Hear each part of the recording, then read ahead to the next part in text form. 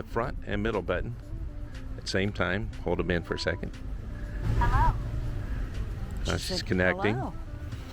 Now she's turned on Christy's helmet. Now Christy's going to connect with me by pushing the front and the back button at the same time.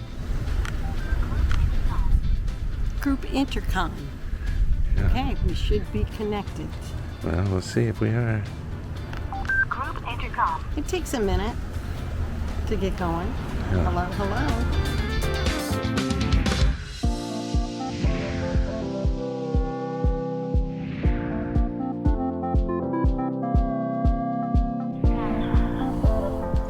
We're at Lake Sumter today. We put the bike rack on the car, brought them up here.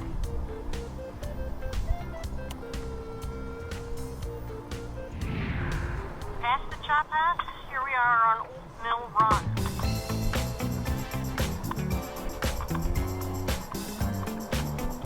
So we thought it'd be a good idea to bring you into a town square area just to see how the helmets can help two people riding. It's nice you don't have to ride next to each other so you can talk. You can actually be pretty far apart. But you know, for situations in a town square, you might want to be able to tell the other biker what you're doing. Watch that car on the right. See, there's Paradise Grill. Sena, the sales office.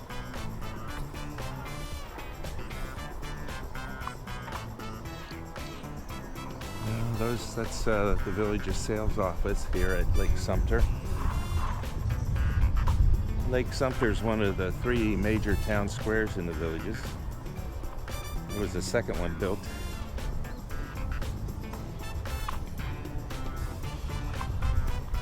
You want to go up on the curb and go up to the landing? Sure.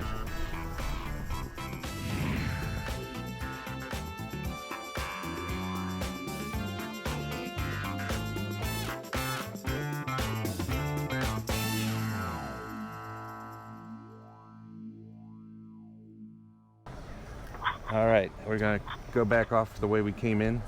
Yeah, let's.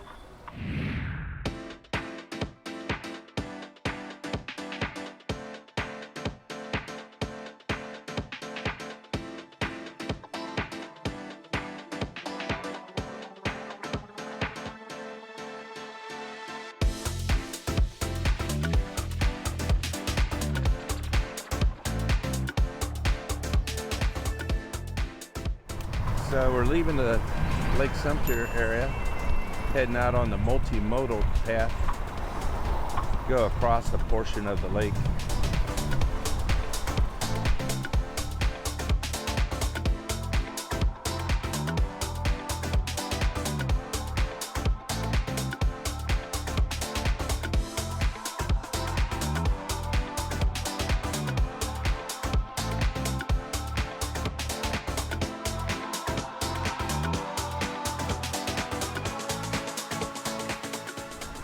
It is 10 miles per hour right here on the cart path.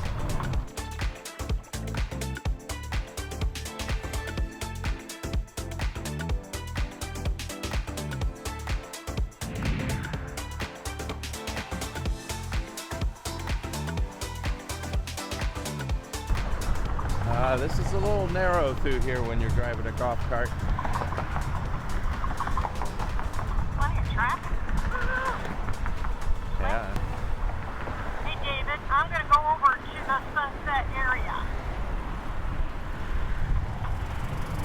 Hopefully they don't try to pass us on that road. Yeah. One thing's for sure, when you're riding a bike and you do what we just did, you want to look back and make sure you don't have a golf cart trying to pass you on the left. Because they could, and they will. So you can see Lake Sumter there across the way where the lighthouse is. And Lake Sumter, what do they do? Have dragon boat racing out here, and they have a little sightseeing ferry that kind of goes around. I think it runs between like 4 and 6 o'clock at night, weather permitting, and it's a couple bucks. And then I doubt it's very deep out there. You will see some gators out there. Nobody's swimming or water skiing. There's no wave runners. It's all very scenic. Go down in the tunnel. Over here. All the Yeah. trees, all that shade. Beautiful oak trees with Spanish moss.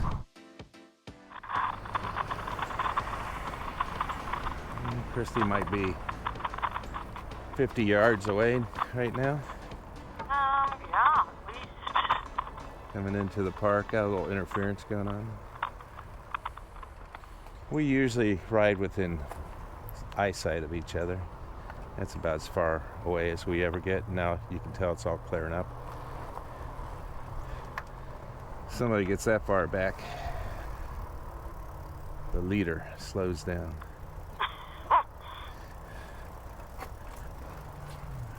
Oh, my brakes, my brakes. So what's your favorite features with the helmets?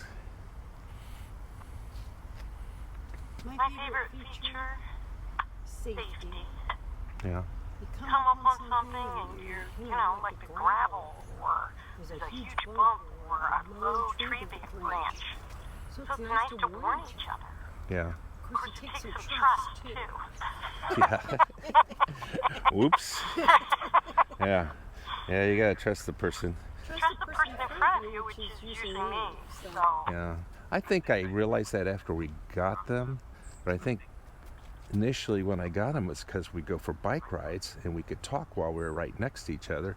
But that's really hard to do with traffic and people walking on bike trails. Really hard to ride next to each other. So once you get to helmets, you don't feel like you have to be next to each other to have a conversation, obviously. We rarely ride next to each other unless we're on a street where there's absolutely no traffic. Really the best part is sharing the ride with you. Okay. Now, our helmets are, I don't know, 2.5, 3 years old maybe. They're well tested, never failed us. We charge them after every use, so they're always ready to go. The little brims, visors are an add-on that we bought separately. I actually used electrician ties to keep mine on because I kept bumping it off. And but gives you a little bit more sun protection. So, other than that, it's a bike helmet too. I haven't seen a rating on it.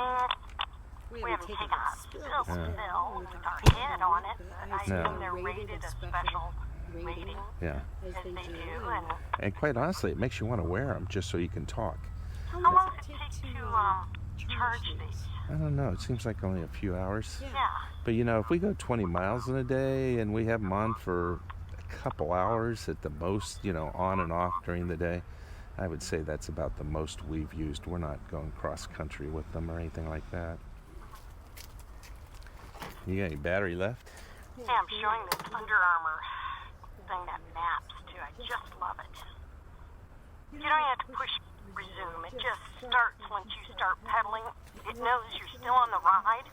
So it's an Under Armour app for your cell phone that they use to track your bike rides.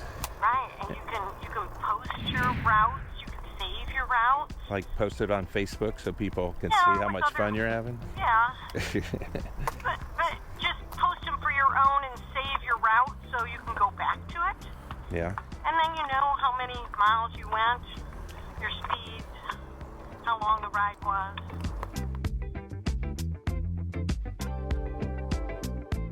So Christy's using a Pocket 2 camera. There's a newer one out. We'll put that into the information below, the description. Uh-oh, there's a really bad... Watch those leaves, honey. Yeah, I've been through here once already. Oh. I survived. And then I've got a GoPro, I think it's a 10, mounted on my bike. And using DJI wireless mics. I got only one mic strapped to my helmet near the earpiece so I can hear Christy. We're experimenting to see if that's a good way to have conversations. Tricky. Yeah. Hello. Hi.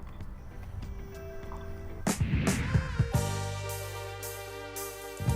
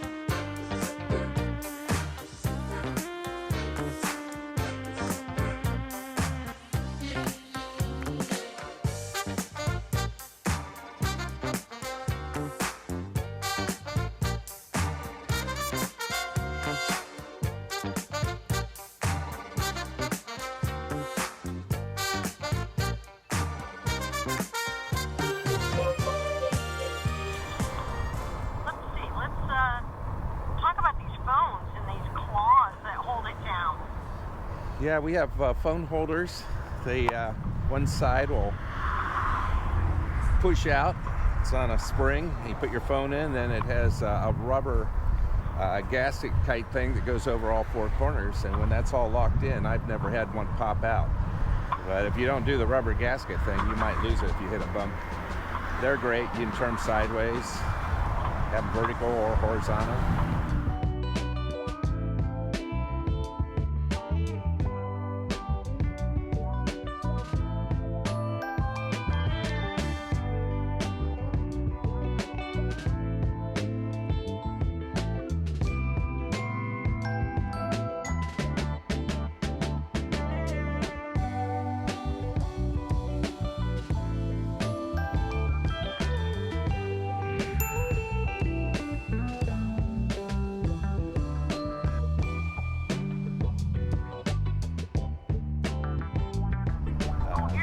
Here's the best feature here.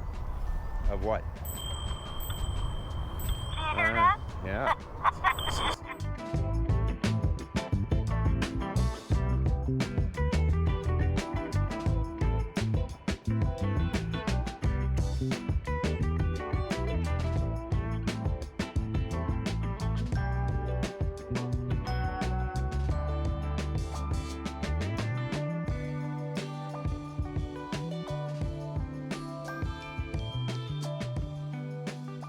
We also added alarm system to the bikes, vibration activated.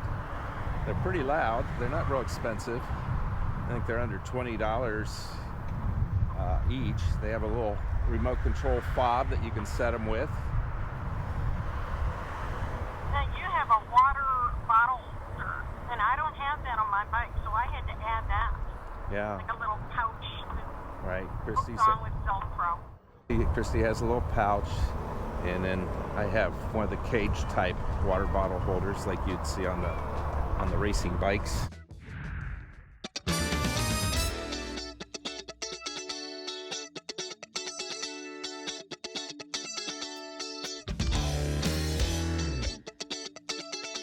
From Florida. Whoa. Hi. Oh, that was a chance for her to use her bell. Yeah, well, He was busy. He I wasn't didn't watching. get to it that quick. Yeah. Sorry. But I knew to slow down. Yeah, well, she's talking to him. He heard her. Yeah. But we're only going about 12, 13 miles per hour right now. We could go, we could go 20 miles per hour or more, especially for pedaling and using our assist. And if we're going downhill, even faster. I'll tell you, once you get up in the high teens, though, I don't know. Something could always go wrong, and I don't want to go over the front of the handlebar. So going around 14, 15 miles per hour is very pleasant for me.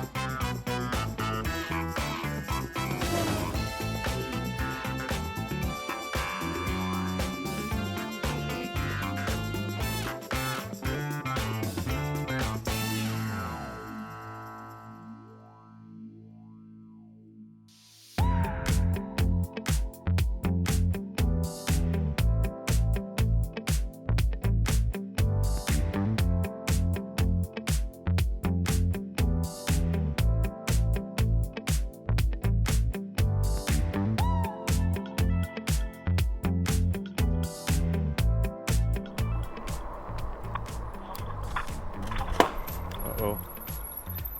Okay.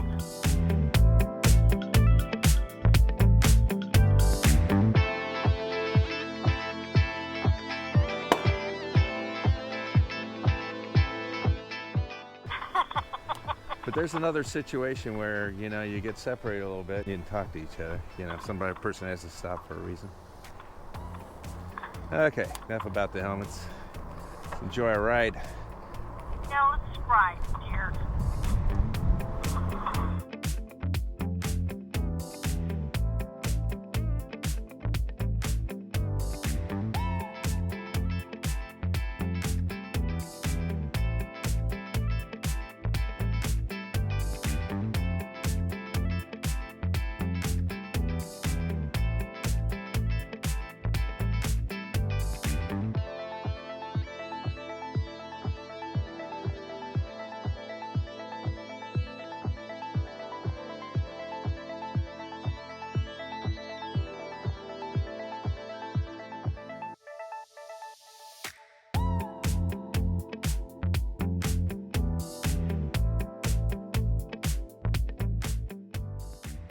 I take it this is part of Arnold Palmer here, Okay. the championship course.